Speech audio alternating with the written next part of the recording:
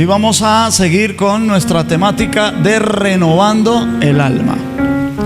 En esta oportunidad vamos a hablar sobre el vacío existencial. Ya con esto vamos a finalizar los desequilibrios en la mente racional o en la inteligencia. Todavía nos queda una dimensión de la faceta intelectual, que es el conocimiento. Pero digamos que los desequilibrios más serios que enfrenta el ser humano está en la mente. Algunos consideran que pueden estar en las emociones, y realmente que los desequilibrios más serios están en la mente. Y la mente racional, es decir, la inteligencia. Vamos a recordar las 3 dimensiones de la faceta intelectual. La primera de ellas es la sabiduría. La sabiduría, también aquí la hemos llamado la mente intuitiva. Está la mente racional o la inteligencia. Y número 3, el conocimiento. Vamos a terminar hoy con los desequilibrios de la mente racional o de la inteligencia, y es el vacío existencial. Vamos a tratar primero de explicar lo que es el vacío existencial, y luego vamos a hablar sobre el tratamiento que debemos hacer para resolver ese desequilibrio.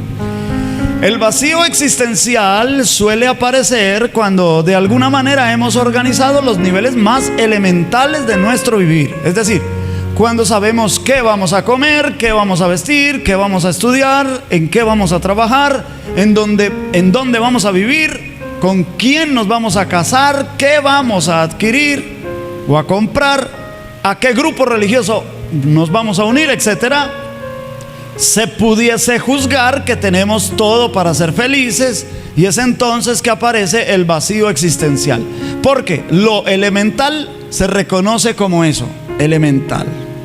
Ahora, esto le ha de sucederle al ser humano, vamos a decir que es normal, y es normal entre comillas, por causa de la naturaleza pecaminosa en el ser humano. Recuerden que cuando el pecado entró en el ser humano, el alma del ser humano se desalinea.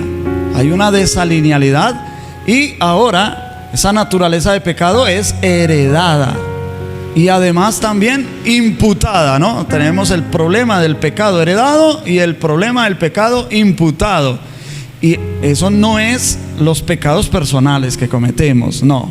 Ahora, nacemos con esa propensión del mal en el ser humano, y todo esto causa vacío existencial en algunas etapas de nuestra vida.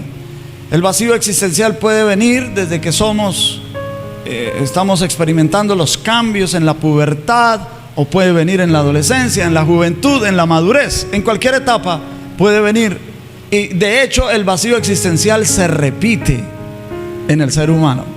Los psicólogos, los psiquiatras tienen su propio tratamiento para esto, pero vamos a tratar de verlo aquí. Aquí decimos que cuando ya hemos resuelto las cosas elementales, vemos esas cosas elementales como eso, como elementales, ¿no? Y es decir, mientras estamos dentro de lo elemental, no podemos verlo como elemental. Es el único mundo que hay. La manera de verlo como elemental es cuando queremos la razón de ser de todo eso que ya se ha conseguido, y se desea acceder a algo mayor. Cuando tú consigues todo lo que has planeado conseguir y ves eso ya como elemental, ahora quieres algo más. Por lo tanto, se ha producido otro vacío, ¿no? Un vacío de querer más. Ya lo que tienes ha perdido sentido. Ahora quieres algo más y vas a perseguir algo mayor. Hay 2 temas que están correlacionados y debemos saber distinguir, porque si no se entiende lo uno, tampoco se entiende lo otro. El primer tema es el de la identidad espiritual o el yo real, que debemos resolver a través del conocimiento espiritual, para resolver el sentido de la existencia particular. La experiencia en la materia será el descubrimiento de nuestra esencia espiritual. Para descubrir nuestra identidad espiritual necesitamos del Espíritu Santo, ya que el Espíritu Santo es el que ocasiona, si se permite, el nuevo nacimiento en nosotros. ¿El nuevo nacimiento dónde se da? En nuestro espíritu. El problema que tiene el ser humano está en su mayor parte en su alma, Pero ahora que el Espíritu Santo ha hecho el milagro del nuevo nacimiento, ha hecho el milagro de la regeneración en nuestro espíritu, ahora nosotros como creyentes tenemos la obligación de empezar a comprender, a entender nuestra propia identidad particular, identidad espiritual. Nuestra verdadera identidad está en el espíritu. En el alma está la personalidad del ser humano, pero en el espíritu está la verdadera identidad. Por eso aquí le llamamos el yo real, porque ahora más adelante vamos a hablar del ego, ¿no? Que es como el rival del yo real. Con el conocimiento espiritual, cuando nosotros nos acercamos a la palabra de Dios, cuando indagamos en ella, cuando aprendemos de ella, cuando estudiamos la palabra de Dios, empieza el Espíritu Santo a hacer revelación en nuestra vida. Ya hemos visto en un par de entregas pasadas, vimos dónde se produce la revelación, ¿no? El Espíritu Santo ilumina y hay un tramo, si se permite, o un nivel de conciencia entre la sabiduría y entre la inteligencia, en donde ahí se produce la iluminancia del Espíritu Santo, la revelación, ¿no? Y el Espíritu Santo produce revelación en nosotros a través de su palabra, y poco a poco vamos descubriendo nuestro yo real, nuestra identidad en Dios, nuestra identidad en Cristo, para comenzar a trabajar en la formación del carácter, en el desarrollo del carácter de Cristo en nosotros. Ya no el carácter nuestro, sino el carácter de Cristo en nosotros. Amén. Que hay que ver esto del temperamento y el carácter, lo veremos más adelante, en otra entrega. No podemos desvincular la espiritualidad de nuestra estructura, ni tampoco de la familia, ni del trabajo, ni de lo formativo académico, porque si no estaríamos seccionándonos en partes, sino que todas las áreas deben ser integradas. El error de los creyentes, de las iglesias evangélicas, del evangelicalismo como tal, uno de los errores serios es enseñar que la espiritualidad es la espiritualidad, que no tiene nada que ver con el trabajo, que no tiene nada que ver con la familia, con las relaciones personales, que no tiene que ver con lo físico. No. Y vamos a aprender que para ser espiritual necesitamos reconocer que en todas esas áreas de nuestra vida necesitamos tener la identidad espiritual para ir corrigiendo desequilibrios del alma. Ahora, no nos damos cuenta que somos espirituales hasta en el nivel más bajo de la materia, porque todo en nosotros es espiritual en diversos grados. Cuando alguien piensa que la espiritualidad está lejos de él, tiene un problema. Si hay un cristiano que piensa que no es espiritual, porque nos han enseñado mal el tema de la espiritualidad, y vamos a tener que sacar una entrega para explicar todo lo que es lo espiritual, ¿verdad? Y hemos pensado que una persona espiritual es una persona que ha renunciado a la materia. Esas son las creencias de las religiones orientales. Yo no sé a qué horas eso se introdujo en la iglesia. No sé a qué horas ese pensamiento se introdujo dentro de los creyentes, de que para que una persona sea espiritual es porque una persona renuncia a la materia, renuncia a lo carnal. No, señores. El Señor nos creó con el propósito de que la materia se vuelva espiritual. Adán estaba supuesto a tener un crecimiento, un desarrollo hasta alcanzar la madurez. ¿Y cómo iba a saber que estaba maduro? Cuando su cuerpo se espiritualizara. ¿Y qué significa un cuerpo físico espiritualizado?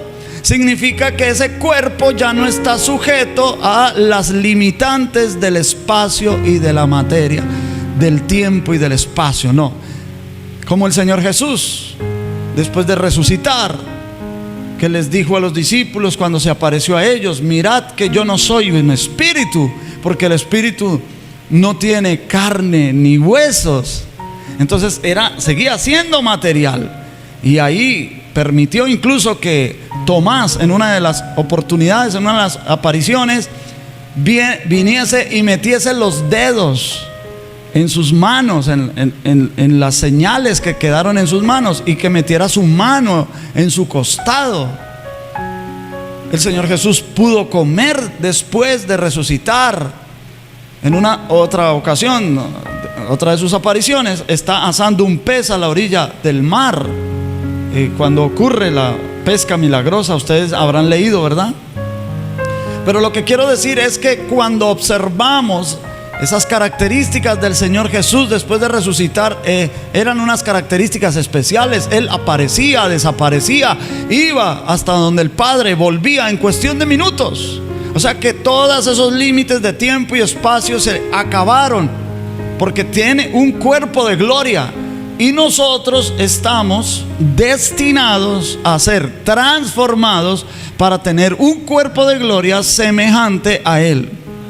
Todavía no se ha manifestado lo que debemos de ser, pero cuando el Señor se manifieste, seremos semejantes a Él, porque le veremos tal como Él es. Amén. Entonces estamos destinados a que esta materia se vuelva espiritual. Nuestra tarea es entonces que mientras esta materia se vuelva espiritual, iremos espiritualizando, si se me permite la expresión, el alma. Porque cuando somos muy carnales, el alma se complace con esos deleites, ¿no? Deleites de la carne. Se complace con las cosas de la carne. El alma es como una niña consentida. Si lo único que ofrecemos hacia nuestra vida interior son deleites de la carne, pues nuestra alma se acostumbra a deleitarse en eso. Pero si nosotros comenzamos a buscar las cosas espirituales y a practicar las cosas espirituales, llámese oración, llámese ayuno, vigilias, estudiar la palabra del Señor, etcétera, entonces nuestra alma comienza a deleitarse en las cosas espirituales. En ese sentido es que nosotros estamos llamando aquí espiritualizar el alma, porque el alma, de cierta manera, pues es igual, tiene la misma sustancialidad que el espíritu. Es decir, el espíritu y el alma son sustancia inmaterial y el cuerpo es sustancia material, ¿verdad? Pero necesitamos no desvincular lo espiritual de lo material. No podemos disociarlo. Si lo hacemos, tenemos un grave problema. 1 Corintios 15, 46 al 49. Mas lo espiritual no es primero, sino lo animal, luego lo espiritual. El primer hombre es de la tierra terrenal, el segundo hombre es el Señor, es del cielo. ¿Cuál el terrenal? Tales también los terrenales. ¿Y cuál el celestial? Tales también los celestiales. Y así como hemos traído la imagen del terrenal, traeremos también la imagen del celestial. Este es el testigo bíblico de lo que yo estaba diciendo. Aquí lo que Pablo está tratando de decir es que primero fue el hombre terrenal, es decir, Adán, porque Adán fue formado del polvo de la tierra, ¿verdad? Y luego fue el hombre celestial, Cristo, porque Cristo no fue formado del polvo de la tierra. Cristo fue formado en el vientre de la Virgen María por la virtud del Espíritu Santo. Amén. Entonces aquí Pablo hace esa comparación y hace ese contraste entre el hombre terrenal y el hombre celestial, ¿no? Pero dice que primero no fue lo espiritual, primero fue lo terrenal. Porque la intención de Dios era que desde lo terrenal, eso terrenal se volviese, se convirtiese en espiritual. Pero como Adán pecó, Adán fracasó, ahora le tocó al postrer Adán, a Cristo Jesús, que no es terrenal sino celestial, un ser humano celestial. Él viene a corregir todo ese defecto. Y ahora entonces se nos promete que así como hemos traído la imagen del terrenal, la imagen de Adán en nosotros, traeremos en el futuro también la imagen del celestial. Es decir, estamos destinados a ser físicos espirituales. Amén. Eso es extraordinario. La espiritualidad empieza en la materia, y justamente cuando hay un reconocimiento de la corporeidad, que es material, trae el reconocimiento de que lo espiritual no es un sitio donde debo llegar, sino un sitio donde estoy, solo que no tengo conciencia de ello. Cuando nosotros pisamos esta tierra y todos los inconvenientes que nos rodean, fíjense que estábamos orando por la virosis, virus que nos atacan, bacterias que nos atacan, la salud está en riesgo. Corremos riesgo cada que salimos a la calle, podemos sufrir un accidente, nos pueden atracar, nos pueden robar, y por hacerlo nos pueden hacer daño. Estamos propensos a todas esas cosas, hermanos, ¿sí o no?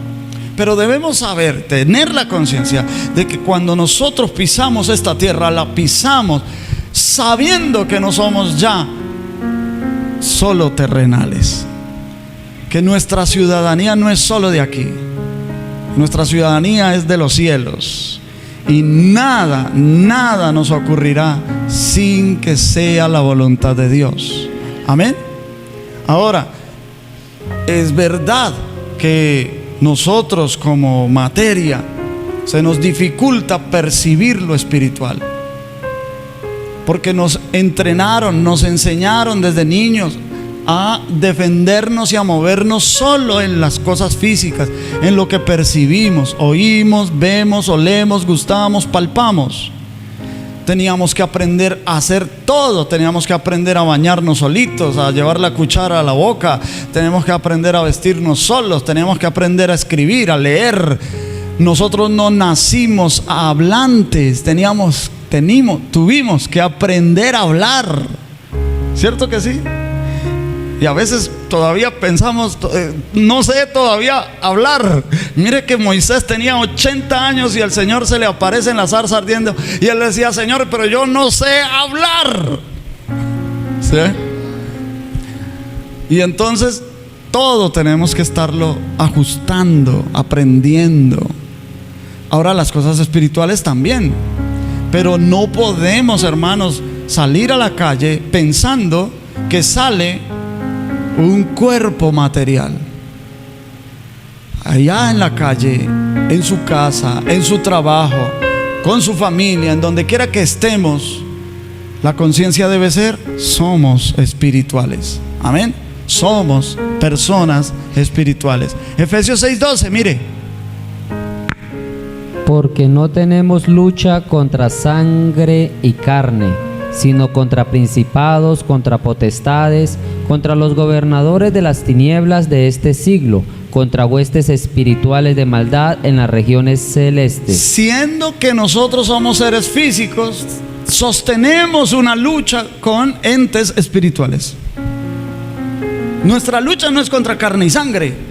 Si es que el propósito del Señor ponernos en esta tierra es de vivir una vida terrenal y sin sentido, porque ahí viene el vacío existencial. El vacío existencial es: bueno, ¿yo por qué existo? ¿Por qué tanto sufrimiento? ¿Y todo para qué? ¿Y a quién le va a quedar todo? ¿Y yo para qué estudio? ¿Y yo para qué trabajo? El vacío existencial ha atacado al hombre en todas las épocas, porque es algo que es un producto del pecado. Es una desalinealidad en el alma, más particularmente en el aspecto intelectual.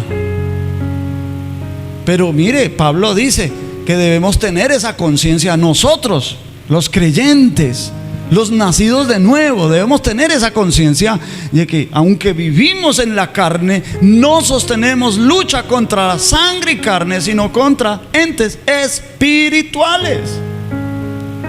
Nuestra lucha puede estarse centrando en el trabajo, en la familia, en cualquier ámbito de nuestra vida. ¿Sí ven? Incluso muchas veces hasta las mismas enfermedades pueden llegar a constituirse en unas luchas espirituales. Tenemos un enemigo que tenemos que combatir. El otro tema es la personalidad de nuestra alma, el ego. Ya el alma está desalineada y se utiliza la manifestación del espíritu, y por tanto disminuye el esfuerzo del ser para darle preponderancia al tener. Entonces, el primer tema, ¿cuál fue? Que debemos tener claros: el yo real, nuestra identidad espiritual. Ese es el tema número 1, tenerlo claro. Número 2, nuestra personalidad, lo almático, el ego. Ahora, como el alma está desalineada, aquí en este párrafo dice que el alma disminuye el esfuerzo del ser, del yo real, para darle preponderancia al tener. Y ahí es donde viene el vacío, porque quiero tener, y si por alguna razón lo alcanzo, ya eso pasa a ser elemental y quiero algo más. Y si por alguna razón también lo logro tener, luego eso pasará a ser también elemental y se abrirá otro vacío. Ahora, lo contrario también es verdad. Si yo briego, si yo lucho por tener y no alcanzo a tener, entonces me frustro, porque no alcancé lo que quise tener. Y de eso se trata el vacío existencial. El ego es el gran rival del yo real, pero el ego no hay que destruirlo, sino encaminarlo hacia la hermandad con el yo real, porque cada vez que intentamos destruir el ego, realmente lo acrecentamos. No puedo destruir algo que hace parte de mi naturaleza sin que sufra consecuencias, porque si es natural en mí, lo es por alguna razón, y no hay caso siquiera con negarlo. El tener se puede comprar, pero el ser no. Pero por la desalinealidad del alma, se suele hacer una mezcla entre el ser y el tener, y pensamos que por el tener más somos más, y estamos atrapados en dicho problema, que si no intentamos disociarlo, podemos caer en neurosis o en otros desequilibrios. La neurosis ya la explicamos aquí.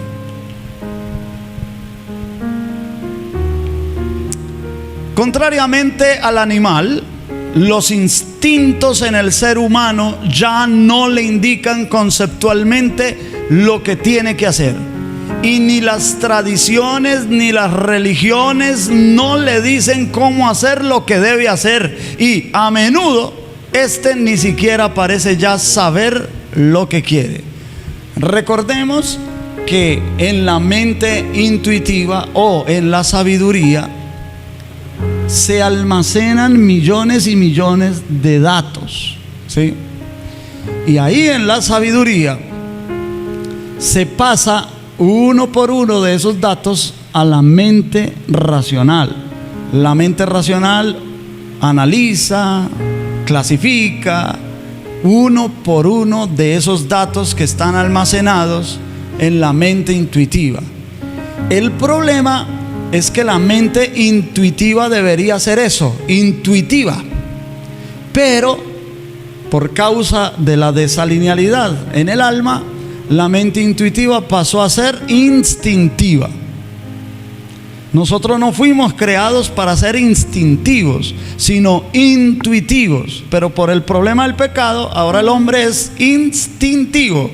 A diferencia de los animales, lo que estamos explicando aquí es que ya la mente intuitiva, la inteligencia no le indica al ser humano conceptualmente qué es lo que debe hacer, cómo lo debe hacer. Y ni siquiera en las iglesias se nos está diciendo cómo debemos hacer. En las iglesias se nos presenta el problema muchas veces, o los problemas. En las iglesias se ignoran los problemas, se habla todo bonito, todo se soluciona en la iglesia, los mensajes son almáticos, emotivos, pero no nos están diciendo cómo resolver los problemas. El ser humano no sabe cómo hacerlo por sí mismo, y ese es el grave problema. Ahora, tanto más se inclina entonces, ya sea a querer lo que hacen los demás, o bien a hacer solo aquello que los demás quieren. En el primer caso se trata de conformismo, en el último se trata de totalitarismo. Veamos bien esto. En la izquierda, en azul, está lo que los demás hacen y que yo quiero. Eso es conformismo. Y en la parte derecha, en lo rojo, lo que los demás quieren y yo hago, sería totalitarismo. Nosotros estamos ubicados en alguno de esos dos cuadros.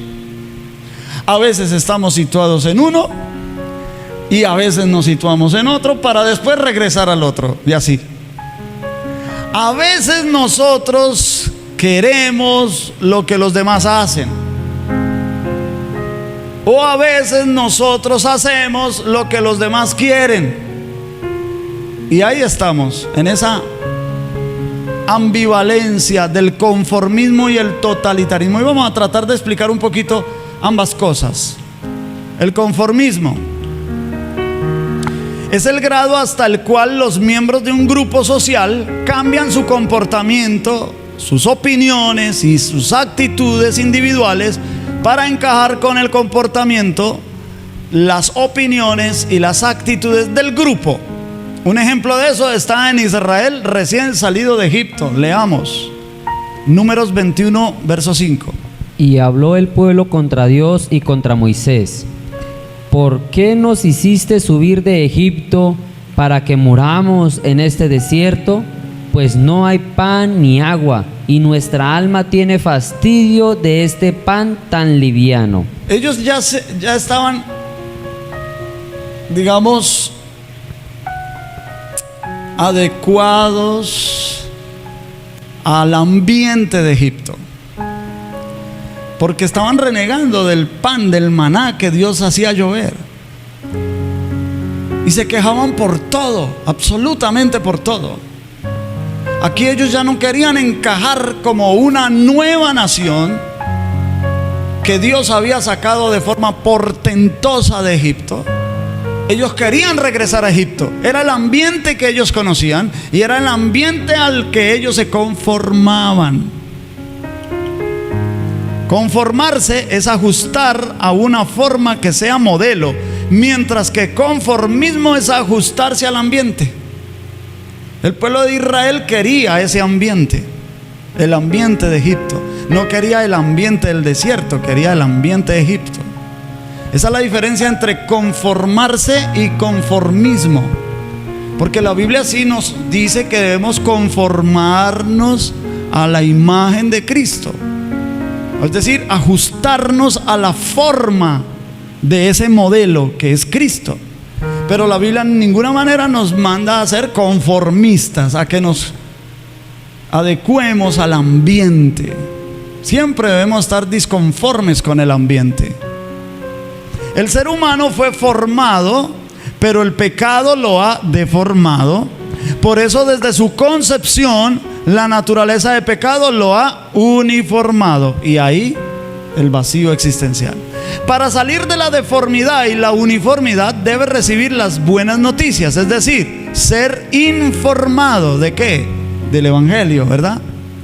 Y si acepta esa verdad, entonces es reformado, o sea, la forma se repara. siendo conformado a la imagen de Cristo, ajustando su forma a Cristo. Y entonces habrá de ser transformado, que es lo que estamos hablando, de un cuerpo espiritual.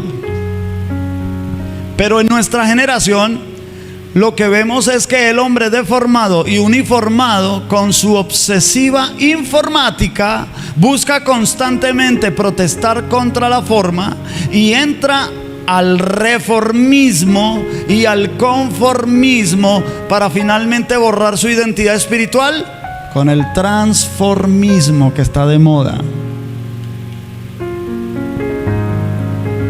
Ahora veamos el totalitarismo. Es donde se ejerce un poder total sin divisiones, donde no hay libertad o es muy limitada. Un ejemplo de esto lo encontramos en el sistema religioso ya en tiempos de Jesús, quien recriminó con mucha firmeza. Mateo 23, versos 2 al 4. En la cátedra de Moisés se sientan los escribas y los fariseos. Así que todo lo que os digan que guardéis, guardadlo y hacedlo, mas no hagáis conforme a sus obras, porque dicen y no hacen, porque atan cargas pesadas y difíciles de llevar, y las ponen sobre los hombros de los hombres, pero ellos ni con un dedo quieren moverlas. ¿Se da cuenta? Eso es totalitarismo religioso. Le imponen la carga a los demás y ellos ni con un dedo quieren mover la carga. ¿Se da cuenta, hermano?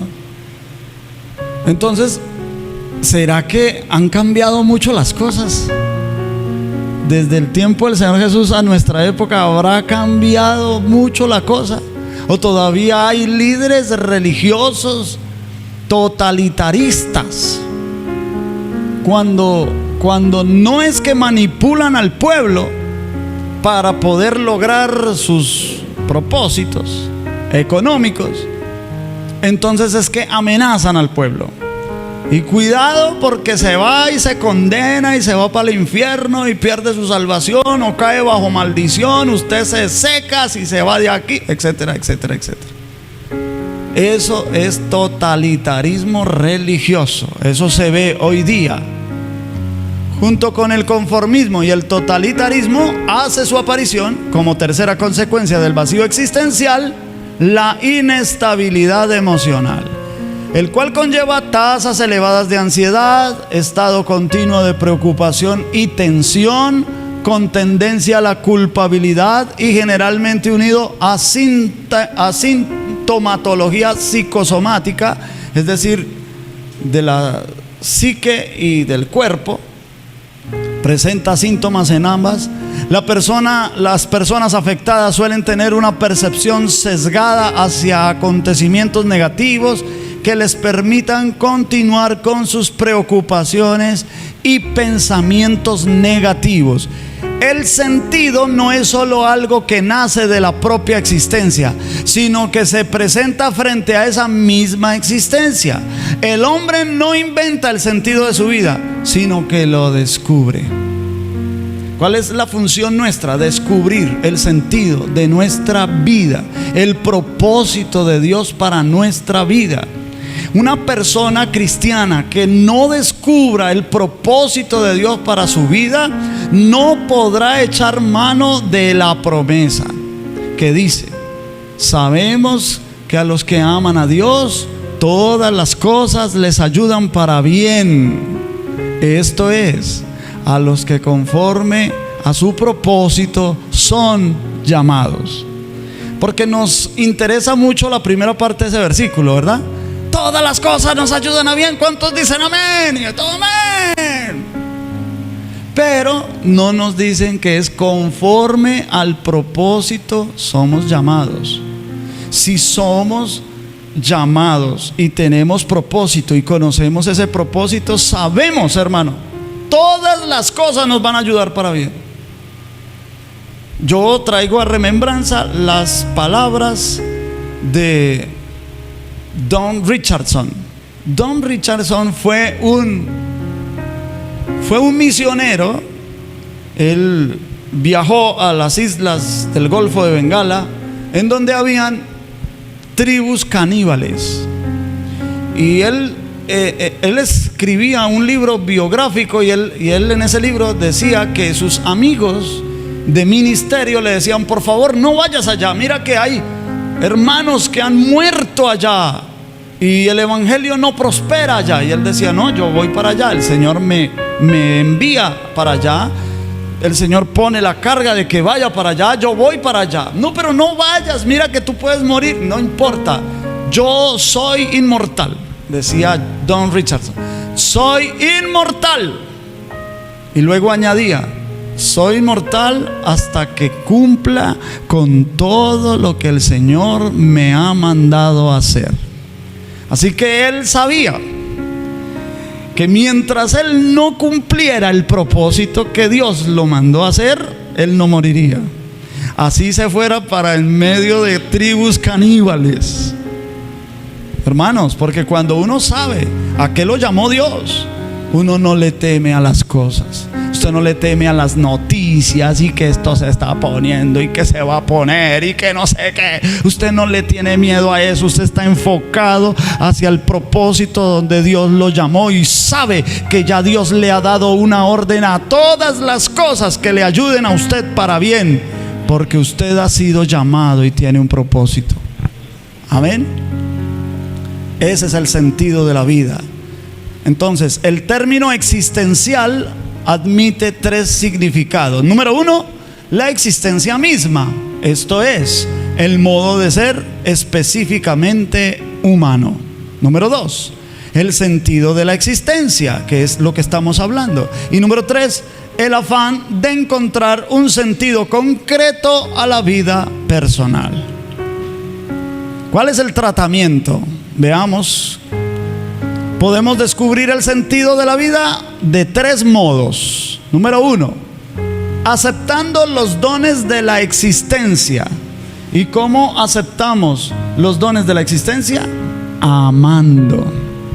Número dos, por el sufrimiento. Podemos nosotros descubrir el sentido de la vida por el sufrimiento. Y eso es aceptando. Y tres, realizando una acción. Recordando. Vamos a ver rápidamente de qué se trata este tratamiento, ¿no? Número uno, aceptando los dones de la existencia, es decir, amando. El sentido del amor. Ya que la dimensión de la inteligencia está hecha para organizar, conceptualizar, analizar, discernir, dar forma, si ella logra hacer todas estas cosas para elevar el nivel de conciencia, el sentido de la vida toma forma en el amar. Entonces ahora sabemos que yo tengo un sentido específico para existir. ¿Y qué es ese sentido por el cual yo existo? Yo existo para amar. Podemos amar a una persona, podemos amar a varias personas, podemos amar al prójimo. Fuimos hechos para eso. Fuimos hechos para amar. No para que usted sea amado. Usted y yo fuimos hechos para amar, para dar, para parecernos al Padre. ¿Sí me estoy dando a entender? Ahora, el que ama de forma recíproca va a recibir también amor, porque es lo que siembra. Usted siembra limones, va a recoger limones, ¿verdad? Usted siembra maíz, va a recoger maíz. Siembra amor, va a recoger amor. Pero usted y yo no fuimos creados para llegar a esta existencia y que todo mundo me ame y yo reclamo el amor de todos. Y cuando yo no me siento amado, entonces reniego de mi existencia y hay un vacío existencial. No, debo entender que yo no fui creado para ser amado. Fui creado para amar, para dar amor. Amén. Para dar amor. Ahora, ejemplo, la conmoción interior ante la belleza del arte, el esplendor de la naturaleza o el amoroso calor de otro ser humano. El amor es la única vía para llegar a lo más profundo de la personalidad en un ser humano. Nadie conoce la esencia de otro ser humano si no lo ama. Por el acto espiritual del amor se contemplan los rasgos esenciales de la persona amada, incluso su potencialidad, lo que aún no ha sido revelado.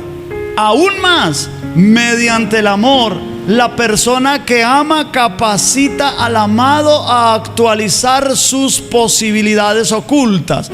El amor consigue que el otro realice su potencialidad personal. Leamos la palabra de Dios, 1 Juan 4, 7 y 8. Amados, amémonos unos a otros, porque el amor es de Dios. Todo aquel que ama es nacido de Dios y conoce a Dios. El que no ama no ha conocido a Dios, porque Dios es amor. Porque Dios es amor.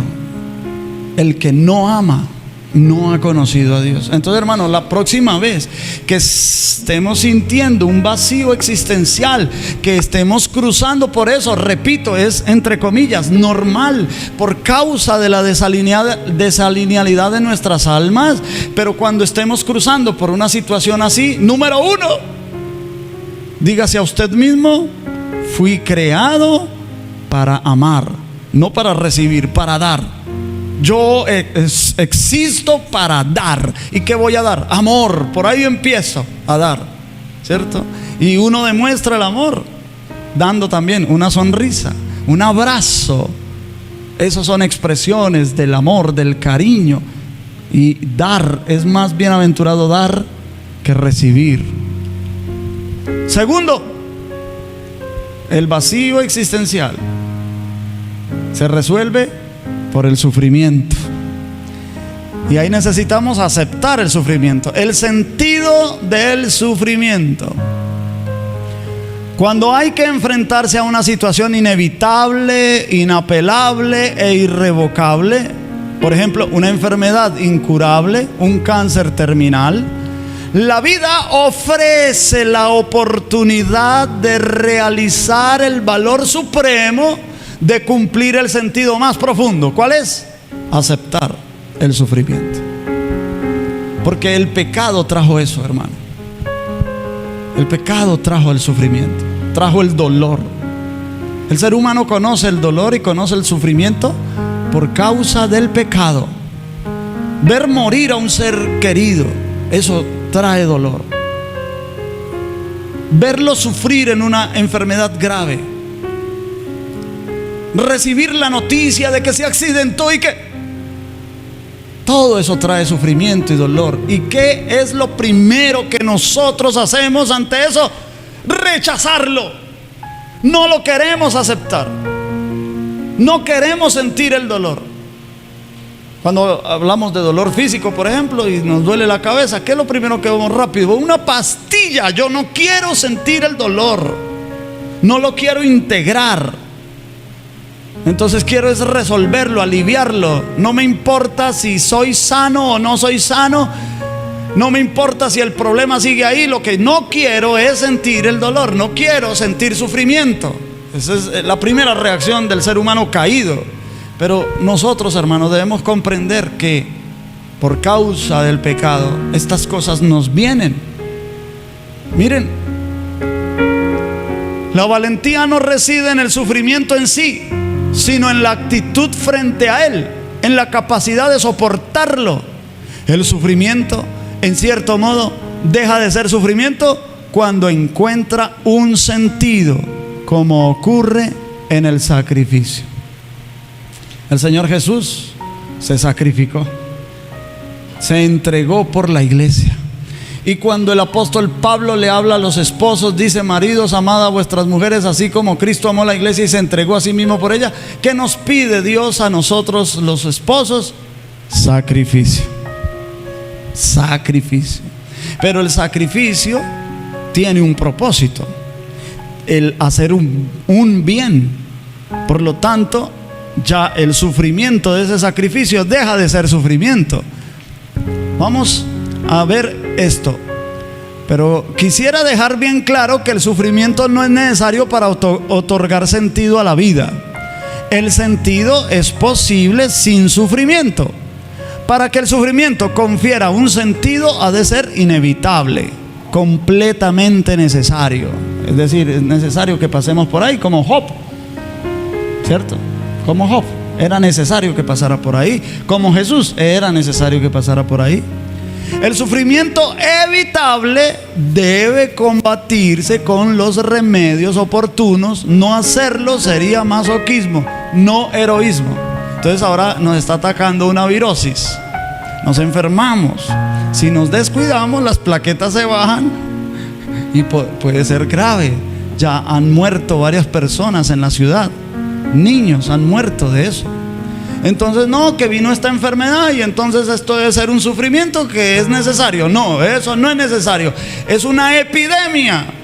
Y que como somos seres físicos, pues nos podemos enfermar también. ¿Qué debemos hacer? Rápido, tratar de resolverlo, ir al médico si es necesario. Si es necesario. Marcos capítulo 10, verso 37 al 39. Ellos le dijeron: concédenos que en tu gloria nos sentemos el uno a tu derecha y el otro a tu izquierda. Entonces Jesús les dijo: no sabéis lo que pedís. ¿Podéis beber del vaso que yo bebo? ¿O ser bautizados con el bautismo con que yo soy bautizado? Ellos dijeron: podemos. Jesús les dijo: a la verdad, del vaso que yo bebo, beberéis, y con el bautismo con que yo soy bautizado, seréis bautizados. ¿De qué está hablando el Señor Jesús ahí? Del sufrimiento. Porque como ellos llegan a pedir que ahora que tú estés en tu gloria, permite que el uno se siente a tu derecha, el otro a tu izquierda. Para más señas, estos dos discípulos que vinieron a pedir eso del Señor Jesús eran Jacobo y Juan. Para más señas, ellos dos eran primos hermanos de Jesús por parte de sus mamás. Para más señas, uno de los evangelios, si no estoy mal, Mateo, dice que fue Salomé, la mamá de ellos dos, quien se acerca al Señor Jesús a hacer la solicitud. Así que parece que el Señor Jesús los llama y les dice: bueno, ¿qué es lo que ustedes quieren? Y ellos dicen: permítenos que el uno se siente a tu... Ya tú sabes, somos familia y bueno, hagamos aquí uso de una palanquita, ¿no? Del nepotismo. Y entonces el Señor Jesús dice: pero es que ustedes no saben lo que me piden. Para tratar de disuadirlos, les hace la pregunta: ¿será que ustedes se pueden tomar el vaso que me tengo que beber? Porque antes de la gloria viene el sacrificio. Antes de la resurrección viene la muerte. ¿Y será que ustedes pueden ser bautizados con el bautismo con que tengo que ser bautizado? Está hablando del sufrimiento. ¿Y ellos saben qué dijeron? Cabezas de pollos. Respondieron a la ligera: sí, podemos. Podemos. Ah, bueno, dijo el Señor. Ah, bueno.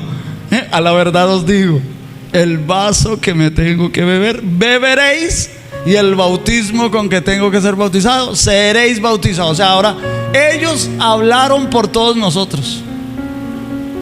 Ellos nos representan a todos nosotros. Si somos seguidores de Cristo, hermano, nos tenemos que tomar esa copita y tenemos que ser bautizados con ese bautismo, porque también vamos a ser glorificados. Por eso el apóstol Pablo dice que si ustedes son hijos, también son herederos y coherederos con Cristo, si es que hemos padecido juntamente con Él, para que juntamente con Él seamos glorificados. La gloria no viene así como así. La gloria trae sufrimiento, pero el sufrimiento con propósito deja de ser sufrimiento. Por eso al Señor Jesús no le importó el sufrimiento. Cuando Él sufrió en el Getsemaní, la verdad, el sufrimiento del Señor Jesús, o vamos a decir el sufrimiento no, el dolor del Señor Jesús en el Getsemaní no era por los azotes, la corona de espinas, por la traición, por el abandono de sus amigos. No era eso. Él sabía que eso iba a ser duro. Él sabía que eso le iba a traer dolor físico, sí, todo eso. Y también emocional, el saber que le dieron la espalda sus seguidores. Iba a ser duro. Pero lo que más le dolía al Señor Jesús era el estar separado del Padre. Ay, Padre, si fuera posible, pasa de mí esta copa, el estar separado de ti. Me aguanto los clavos, me aguanto la corona de espina, me aguanto los azotes, me aguanto el abandono, me aguanto todo eso. Pero si fuera posible no separarnos. Pero Él sabía que eso tenía que ocurrir, porque Él iba a absorber el pecado de nosotros. Y al absorber el pecado de nosotros ocasionaría separación, porque el pecado ocasiona separación de Dios. Y a Jesús le tocó esa copa, le tocó ese bautismo. Pero Él sabía cuál era el propósito. Cuánta gloria le ha dado al Padre ese dolor de Jesús. Cuánta gloria ha traído para Dios. Y número 3, realizando una acción. Y aquí a usted le va a parecer esto muy raro. Me gusta que le parezca raro, porque es recordando la transitoriedad de la vida. Los hechos que parecen quitarle sentido a la vida incluyen no solo el sufrimiento o la angustia, sino también la muerte. El único aspecto verdaderamente transitorio de la vida es lo que hay en ella de potencial. Todo potencial que hay en la vida es potencial para que se vuelva transitorio. O sea, para que me impulse a dar un paso hacia la meta que debo dar. Siempre debo dejarme impulsar por esa potencialidad.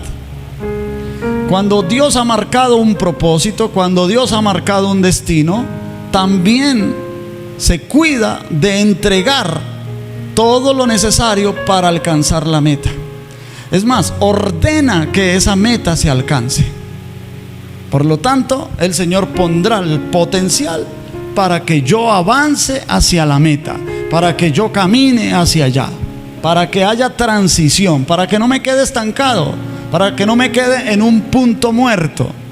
Ahora bien, lo potencial, al actualizarse, se hace realidad, y todo lo real se guarda en el pasado, de donde se lo rescata y se lo preserva de la transitoriedad. Incluyen los errores cometidos. Entonces, cuando los recuerdos vienen de las malas decisiones que hemos tomado, de los errores cometidos, está guardado en el recuerdo.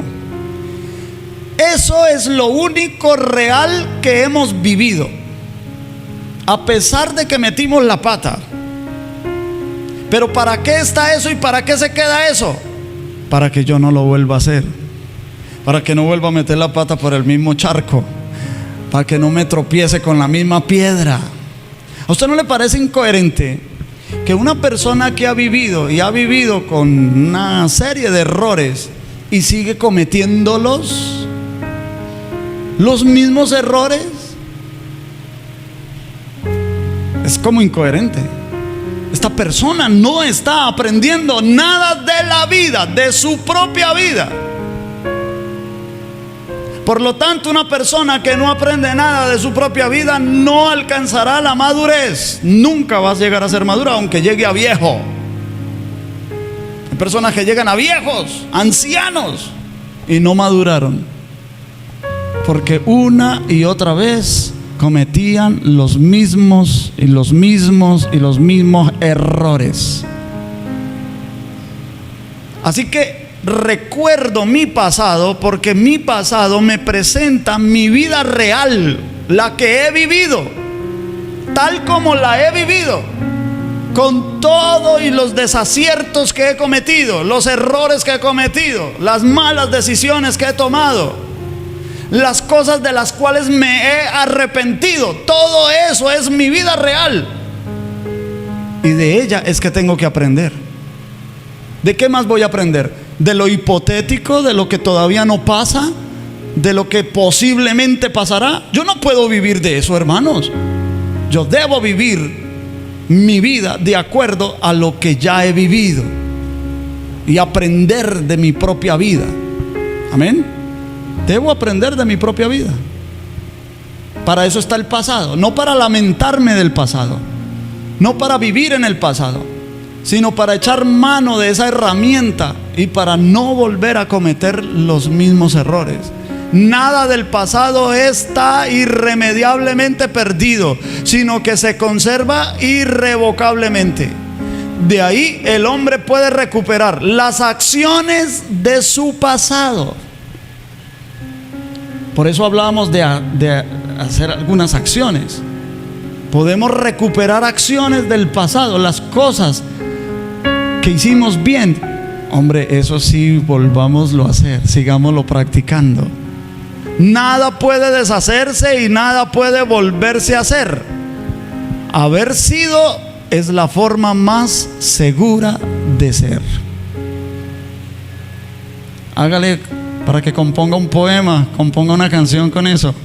Podríamos explicarlo de la siguiente manera: el pesimista se parece al hombre que día a día arranca la hoja del almanaque y observa con miedo y tristeza cómo se reduce según transcurre el tiempo. Ay, cuán viejo me estoy poniendo. Ay, un año menos. Ay.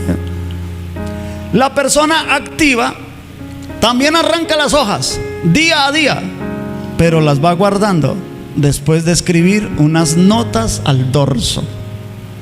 Así conserva con goce la riqueza que atesoran esas notas, escritas a lo largo de una vida vivida intensamente. No es, ojo, porque se puede confundir con esa teoría que hay de hay que vivir y no arrepentirnos de nada. No, vivamos bien. De las cosas que nos arrepentimos, pues eso no volvamos a pisar por ahí, ¿cierto? Para eso es. Pero no lamentarnos. Mire lo que dice Jeremías 6:16. Así dijo Jehová: paraos en los caminos y mirad y preguntad por las sendas antiguas, cuál sea el buen camino, y andad por él, y hallaréis descanso para vuestra alma. ¿Cómo descansa el alma? Cuando hacemos un pare en el camino, cuando le preguntamos al pasado por esas sendas antiguas. Las sendas antiguas nos van a mostrar por dónde lo hicimos bien y por dónde lo hicimos mal. ¿Sí o no? Usted mira hacia su pasado y usted dice: uy, no, si yo pudiera volver o retroceder el tiempo, yo no haría eso, no tomaría esa decisión. Bueno, eso es para que, hermanos, el sabio Salomón dice en Eclesiastés: ¿hay algo nuevo debajo del cielo? Pregunta: ¿hay algo nuevo debajo del cielo? Dice: no, lo que ha sido es ya,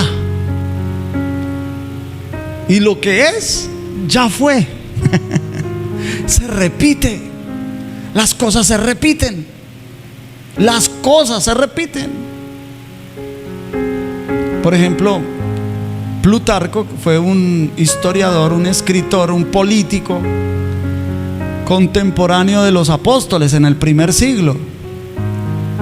Y él escribe un libro que se llama Vidas Paralelas, porque él se puso a estudiar la historia y se dio cuenta que, vea, como que la vida de Alejandro Magno se repitió en la vida de Julio César.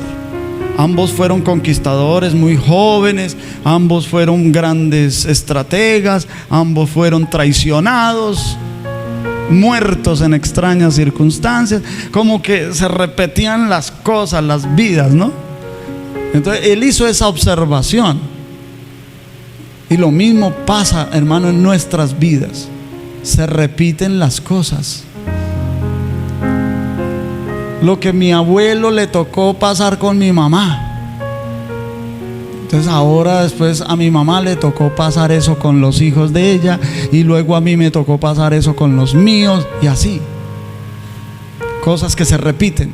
Pero si yo miro hacia atrás y veo lo que no se debe hacer, entonces yo no cometería los mismos errores. Me gusta este otro pasaje bíblico, mire, Deuteronomio 32:7. Acuérdate de los tiempos antiguos, considera los años de muchas generaciones, pregunta a tu padre y él te declarará, a tus ancianos y ellos te dirán. Y ellos te dirán, mi hijo, no haga eso. Mi hijo, cuidado con eso.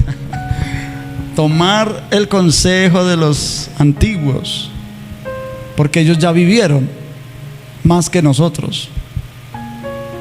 Yo, en este momento que ya mi padre no está, ya partió a la eternidad, recuerdo muchas cosas que él me aconsejaba, mucho. Y aunque en vida nunca se lo dije, ahora lo reconozco. Y mi papá era un sabio. Mi papá era un sabio, era un hombre analfabeto, hermano. Él escasamente sabía firmar y hacer cuentas. Eso sí, no se dejaba robar, no se dejaba trampear. Se sabía las tablas de multiplicar, eso sí.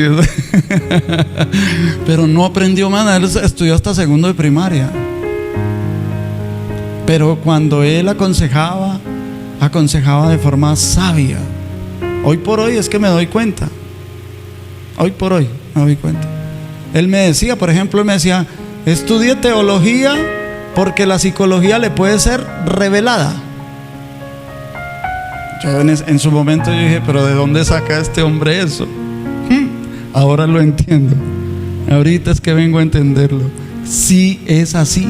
A través de la palabra de Dios, todo lo que un psicólogo estudia por allá, eso lo puede aprender uno en la palabra de Dios. Yo no soy psicólogo, estoy hablando temas de psicología. Claro, me ha tocado investigar, ¿no? Pero la palabra de Dios lo revela. Esperen, hermanos queridos, los desequilibrios en la dimensión del conocimiento. Una vez veamos los desequilibrios en la dimensión del conocimiento, vamos a hacer un refuerzo general de toda la faceta intelectual, ¿sí? Es decir, ¿qué más podemos hacer para equilibrar la faceta intelectual? Ejercicios espirituales que vamos a hacer aquí. La próxima semana, el Señor Dios Todopoderoso nos lo permita, vamos a empezar a mirar los desequilibrios de esa última dimensión de la intelectualidad.